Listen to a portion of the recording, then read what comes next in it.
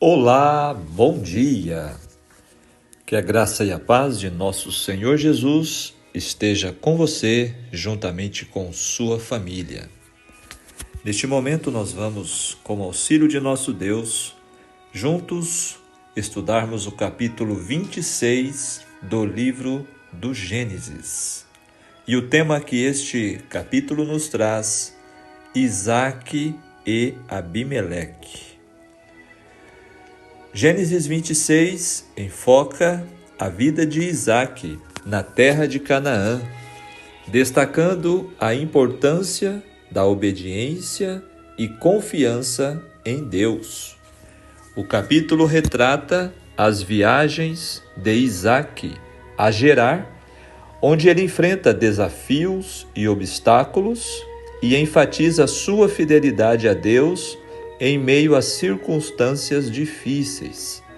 Ele também destaca as consequências da desobediência e fornece informações valiosas sobre a importância da honestidade e integridade. Por fim, Gênesis 26 ressalta a fidelidade de Deus no cumprimento de suas promessas a Abraão e seus descendentes. Muito bem, este capítulo nos faz lembrar a experiência do pai de Isaque, Abraão, também com Abimeleque. Vamos ver os detalhes nos comentários deste capítulo. Lembrando que é muito importante que você, antes de acompanhar este estudo comentado, que você faça a sua leitura com muita atenção, com oração, na sua Bíblia, nas Santas Escrituras. Verso 1. Não se sabe se Abimeleque e Ficol, do capítulo 26, eram as mesmas pessoas já mencionadas lá do capítulo 20 e 21. Ou se eram simplesmente títulos que significavam, respectivamente, o rei ou comandante, embora a hipótese mais provável seja a última. O verso 3, habita nela. A palavra hebraica traduzida como habitar aqui indica um forasteiro, um estrangeiro, residente na terra. Isaque deve permanecer no lugar como um estranho, que ainda não possui a terra. Comentando o verso 5, tem em vista a ênfase e a especificidade deste comando. Parece existir algum entendimento dos detalhes da lei dos 10 mandamentos de Deus bem antes do Sinai. Alguns eruditos têm admitido que mandamentos e preceitos, estatutos, leis, são palavras que indicam algo no gênero que teria sido preservado até os dias de Moisés. Embora isto não esteja provado, tais palavras expressam bem o constante cuidado de Abraão em observar todas as revelações e instruções oriundas de Deus. A obediência de Abraão é descrita em termos que recordam a exigência feita a Israel para que obedeça à lei de Moisés. Lá no livro de Deuteronômio, capítulo 11, verso 1.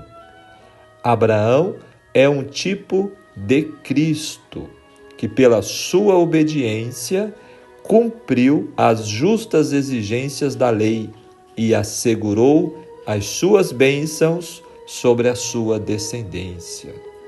Olha que detalhe interessante. Abraão, pela sua fidelidade, ele é então colocado como um tipo, um modelo. Claro que Cristo, um modelo perfeito, e Abraão, um modelo imperfeito, porque Abraão teve falhas. Porém, ele superou e é tido por Deus como alguém que obedeceu. Agora o verso 6 descreve que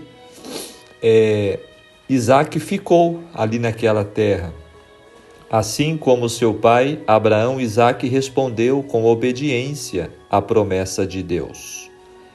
Agora no verso 7, vem aqui também a fraqueza de Isaque com relação à sua esposa, dizendo que era sua irmã. Isaque repete o mesmo erro que seu pai cometeu por 2 vezes. O medo o fez contar uma mentira. Ele podia ter recebido em sua alma aquela graça suficiente que está sempre ao alcance dos homens quando tentados. Mas como muitos de nós, Isaque olhou para baixo e não para cima. Olha que lição importante. Quando eu e você estivermos diante de provações, de situações em que tenhamos medo, insegurança, vamos olhar para cima e buscar refúgio no alto, né? Isaque esqueceu disso. Geralmente os pecados dos pais são perpetuados nos filhos, mas as fraquezas hereditárias nunca deixam os filhos livres de responsabilidade pessoal por seus próprios erros. Então eu não posso usar como desculpa os erros de meu pai para cometê-los, dizendo, meu pai também fez assim. Somos individualmente responsáveis por nossas atitudes. Verso 8. Acariciava. O hebraico significa brincar e é da mesma raiz que o nome de Isaque. Isaque acaricia Rebeca. Aqui também há um jogo de palavras. Verso 10 vem trazendo então aqui que culpa e tocar são 2 termos muito relacionados com o santuário. Se alguém tocasse alguma parte sagrada do santuário, sem permissão, estaria cometendo um erro perante Deus e se tornaria culpado. A despeito destes desvios, Isaque e Rebeca são possessão santa de Deus. Interessante esta aplicação no fato de que se Abimeleque ou outro homem tivesse tocado em Rebeca, teria realmente cometido um delito grave em algo que Deus havia separado para um propósito santo, né? Abimeleque, o termo deste nome, pai, rei, deve ser tomado como significando um título monárquico, como já falamos. No verso 12, agora descreve Isaque semeando na terra. Isso se estabiliza mais em um lugar do que seu pai nômade. Seu sucesso dependia da chuva do céu. 100 por 1 é a expressão significativa da prosperidade incomum com que Deus estava enriquecendo a Isaque. Era, portanto, uma proporção 2 a 4 vezes maior do que a média conseguida por outros. Agora, essa parte do capítulo traz a bênção de Deus sobre Isaque no sentido de prosperar. Tal prosperidade suscitava a inveja dos filisteus, que passaram a desejar-lhe o mal, entupindo-lhe os poços, cavados ainda no tempo de Abraão. Olha só, agora aparece a inveja. Verso 15, lhe entulharam todos os poços. Com a morte de Abraão, os filisteus renegaram com efeito o pacto de não agressão que havia sido feito lá atrás. Vocês se lembram no capítulo 21? Que Abimeleque fez um pacto com Abraão? Pois é, agora aqui percebe-se que não foi cumprido. Eles não tinham fé verdadeira no Deus de Abraão. Verso 17: 3 vezes os servos de Isaque reabriram fontes, ou poços, abertos por Abraão.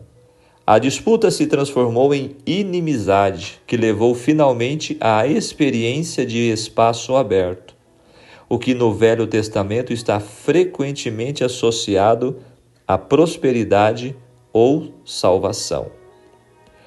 O rico Isaque retirou-se então da terra fértil para o vale de Gerar, dependendo dos poços originalmente cavados por Abraão. Nenhum dos patriarcas arriscou-se precipitadamente em guerra pela terra prometida. Eles confiavam que Deus daria a terra a seus descendentes na hora certa. Outro detalhe importante nos traz o capítulo de hoje. Isaque nos apresenta como alguém pacífico e confiante na promessa de Deus, não querendo antecipar as coisas.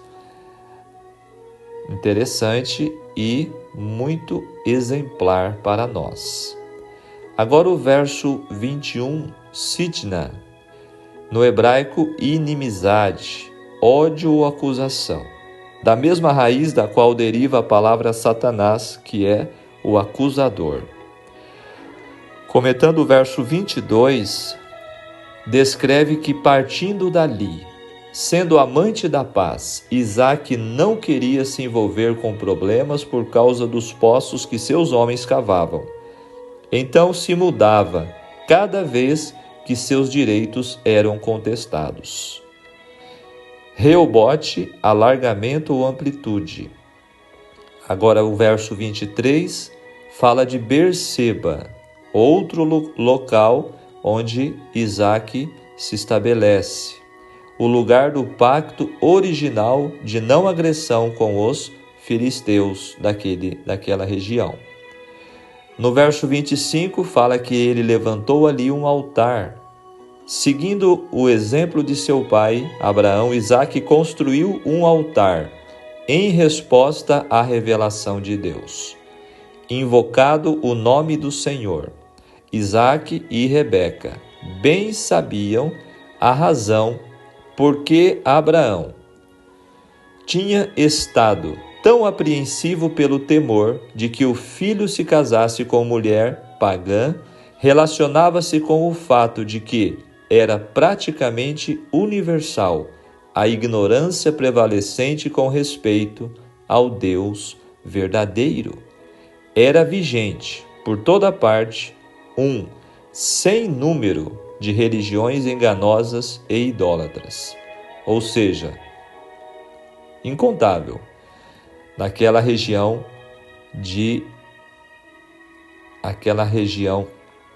ali de Canaã.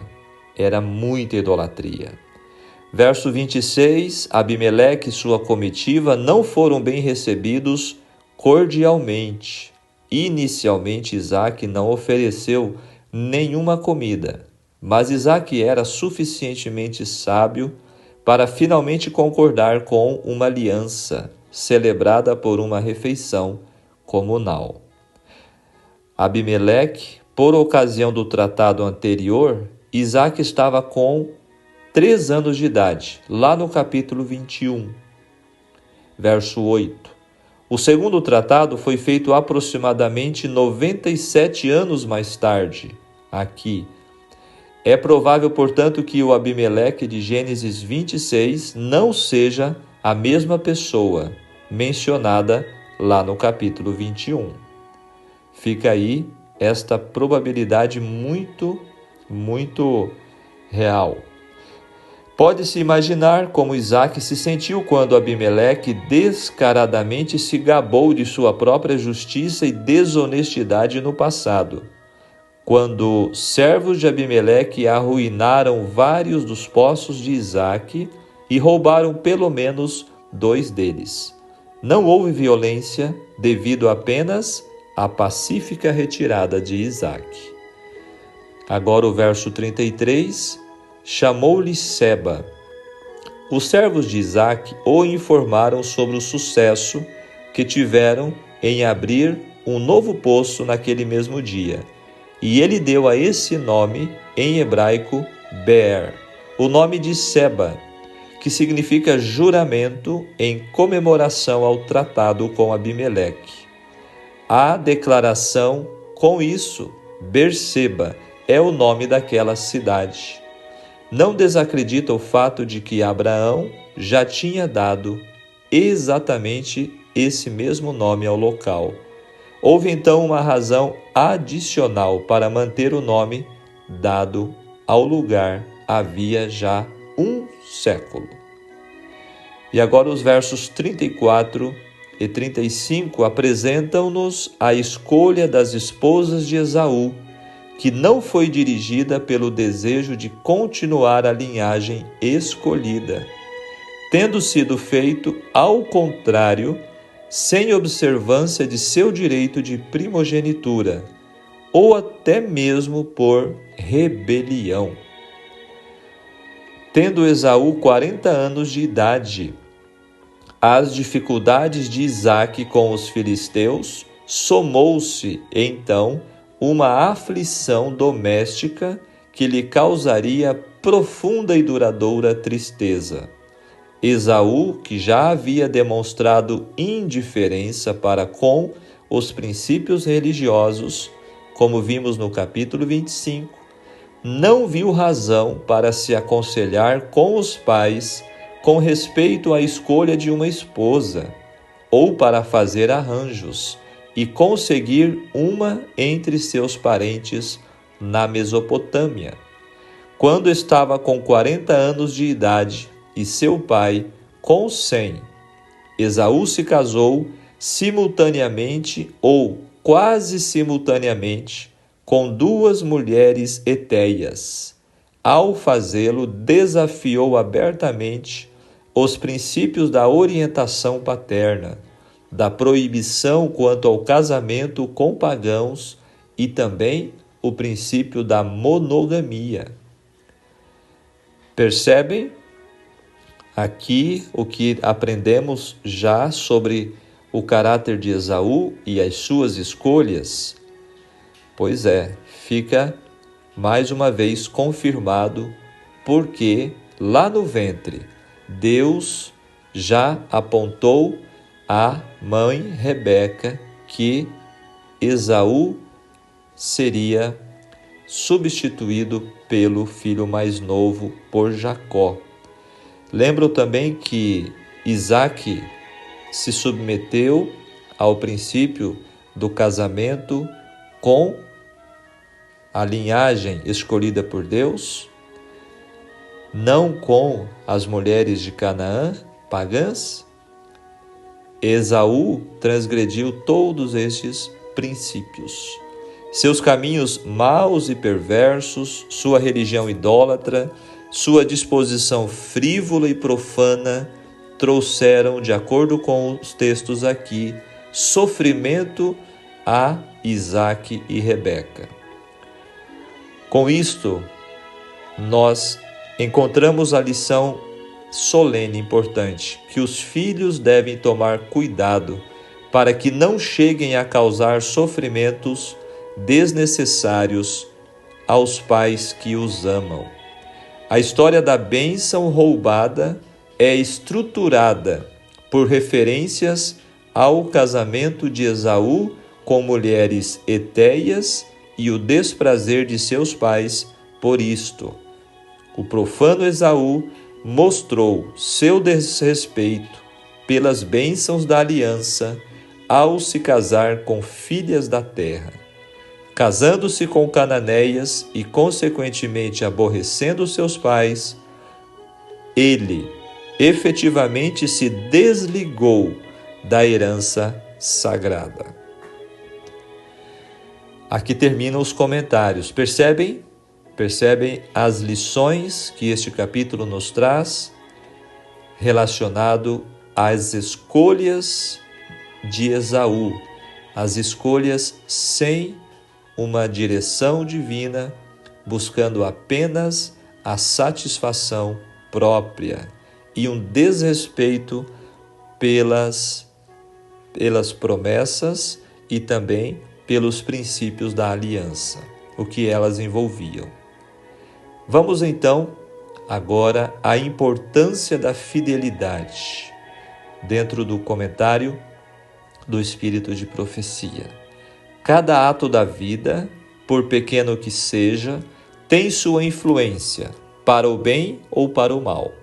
A fidelidade ou a negligência naquilo que aparentemente são os menores deveres pode abrir a porta para as mais ricas bênçãos da vida ou para as suas maiores calamidades. São as pequenas coisas que provam o caráter. São os atos despretensiosos de abnegação diária, praticados com um coração prazenteiro e voluntário que Deus aprova. Não devemos viver para nós mesmos, mas para outros, e é apenas pelo esquecimento de nós mesmos, alimentando um espírito amorável, auxiliador, que podemos tornar nossa vida uma bênção.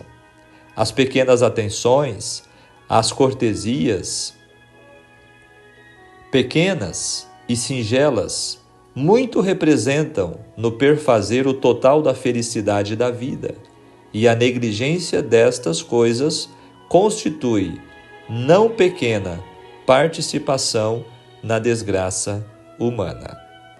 Patriarcas e Profetas, página 158. Assim, o estudo de hoje, capítulo 26, foca em Isaque como nenhum outro capítulo faz. E nos mostra também fraqueza, mas também mostra fidelidade, as promessas de Deus. Hoje aprendemos sobre o caráter pacífico de Isaque e a providência de Deus na vida de seus filhos e também desta descendência prometida. Agora vamos para a conclusão do nosso estudo. Que o Senhor nos conceda sabedoria em nossos relacionamentos e que, como Isaque, sejamos cavadores de poços de paz e não entulhadores de poços de contendas. Que seja dito a nosso respeito o que foi dito de Isaque: tu és agora o abençoado do Senhor. Amém?